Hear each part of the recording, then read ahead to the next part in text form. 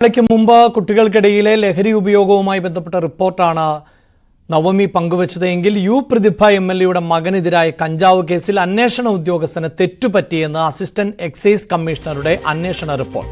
Kuttanad excise circle inspector ജയരാജനെതിരെ നടപടിയുണ്ടാകും. എംഎൽഎയുടെ മകൻ കഞ്ചാവ് ഉപയോഗിച്ചതിന് തെളിവില്ല എന്നും റിപ്പോർട്ടിൽ പറയുന്നുണ്ട്. കേസിൽ സാക്ഷിമൊഴികളോ റിക്കവറിയോ ഇല്ല. കേസെടുക്കുമ്പോഴുള്ള പ്രാഥമിക നടപടിക്രമങ്ങൾ പോലും അന്വേഷണ ഉദ്യോഗസ്ഥൻ പാലിച്ചിട്ടില്ല എന്നും കണ്ടെത്തൽ ഉണ്ട്. ചാർജ് ഷീറ്റ് കോടതിയിൽ സമർപ്പിക്കുമ്പോൾ കേസിൽ നിന്നും കനിവിനെ ഒഴിവാക്കും. വാർത്തയുടെ വിശദാംശങ്ങളുമായി ശരണ്യ സ്നേഹജൻ ആണ് ചേരുന്നത്. ശരണ്യ, നേരത്തെ ഏറെ ചർച്ച ചെയ്യപ്പെട്ട ഒരു വാർത്തയാണ്. കഞ്ചാവ് കേസിൽ എംഎൽഎയുടെ മകൻ തന്നെ പെടുന്ന ഒരു സാഹചര്യം ഉണ്ടാകുന്നു. അതിൽ ആരോപണ പ്രത്യാരോപണങ്ങൾ ഇപ്പോഴും തുടരുന്നതിനിടെയാണല്ലോ ഈ റിപ്പോർട്ട് പുറത്തു വന്നിട്ടുള്ളത്. എന്താണ് മറ്റു വിവരങ്ങൾ?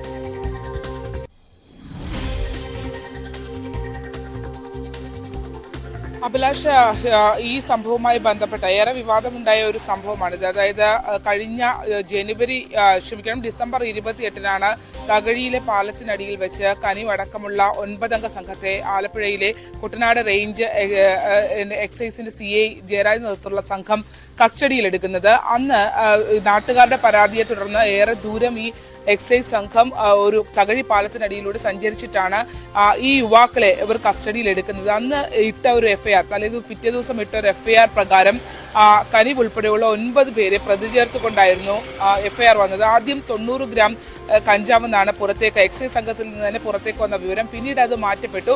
3 ഗ്രാം കഞ്ചാവാണ് പിടികൂടിയത് എന്നുള്ള രീതിയിൽ അത് എക്സൈസിന്റെ FIR വന്നു എന്നുള്ളതാണ്. ഈ സംഭവത്തിലാണ് ഇപ്പോൾ കുട്ടനാട് റേഞ്ച് CI ജയരാജിനെതിരെ നടപടി ഉണ്ടാകാൻ പോകുന്നത്. കഴിഞ്ഞ ദിവസം യു പ്രതിഭ MLA എക്സൈസ് മന്ത്രിക്ക് നൽകിയ പരാതി, അതായത് തന്റെ മകനെ ബോധപൂർവം കേസിൽ കൊടുക്കാൻ ശ്രമിച്ചുവെന്ന് എക്സൈസ് മന്ത്രി MP രാജേഷ് നൽകിയ പരാതിയിൽ വ്യക്തമാക്കിയിരുന്നു. ഈ പരാതിയുടെ അടിസ്ഥാനത്തിൽ നടത്തിയ അന്വേഷണത്തിൽ, വകുപ്പ് തല അന്വേഷണത്തിലാണ് ഇപ്പോൾ പ്രതിസ്ഥാനത്തേക്ക് അന്വേഷണ ഉദ്യോഗസ്ഥൻ എത്തിയിരിക്കുന്നത്.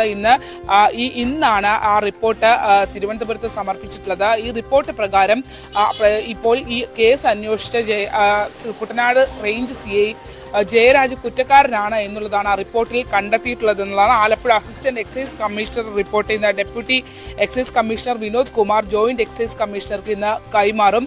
ഈ റിപ്പോർട്ട് പ്രകാരം എന്തായാലും ജയരാജിന് നടപടിയുണ്ട്. അതുമാത്രമല്ല, ഈ കേസിൽ ഏറ്റവും പ്രധാനപ്പെട്ട കാര്യം ഈ തെളിവ് ശേഖരണം നടന്നിട്ടില്ല എന്നുള്ളതാണ്. ഒപ്പം തന്നെ ഇവരിൽ നിന്നും, അതായത് കനിവിനെ, സാധാരണ ഒരു കേസിൽ ഉണ്ടാകുന്ന പ്രാഥമിക നടപടിക്രമങ്ങൾ അതിനകത്ത് ഈ കേസിൽ ഉണ്ടായിട്ടില്ല എന്നുള്ളതാണ്. അതിൽ ഇപ്പോൾ നമുക്ക് എക്സൈസിൽ നിന്നും തന്നെ ലഭിക്കുന്ന സൂചന ഒരു പൊളിറ്റിക്കൽ ഇടപെടൽ ഉണ്ടായിട്ടുണ്ട് എന്നുള്ളതാണ്. ഈ കേസ് പിടിച്ച ഘട്ടത്തിൽ തന്നെ, കനിവ് ഉൾപ്പെടെയുള്ള 9 അംഗ സംഘത്തെ പിടിച്ച ഘട്ടത്തിൽ തന്നെ ഇത് മാധ്യമങ്ങളിലേക്ക് ഈ സംഭവം ചോർന്നു വരികയും വലിയ വാർത്തയാവുകയും ചെയ്തിരുന്നു. പക്ഷേ ഇത്രയും വിവാദമായ ഒരു സംഭവത്തിനകത്ത് വാർത്തയുടെ വിശദാംശങ്ങൾ ആണ് ശരണ്യ സ്നേഹജൻ നൽകിയത്.